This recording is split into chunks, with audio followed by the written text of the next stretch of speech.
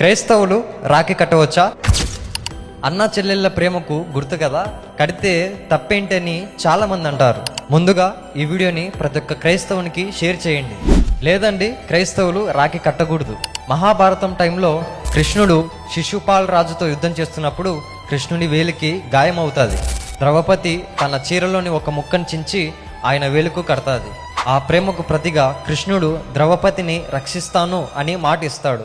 తర్వాత ద్రౌపదిని అందరి ముందు అవమానించే సమయంలో కృష్ణుడు తన మాటను గుర్తు చేసుకొని ఆమెను రక్షిస్తాడు. ఇది ఒక బ్రదర్ అండ్ సిస్టర్ లవ్ అని ఈ రక్షాబంధన్ వచ్చింది.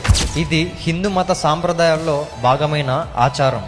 సో క్రైస్తవులు రాఖీ కడతాను అనటానికి లేదు, ఎందుకంటే నేను తప్ప వేరొక దేవుడు నీకుండకూడదు అని బైబిల్ చెప్తుంది.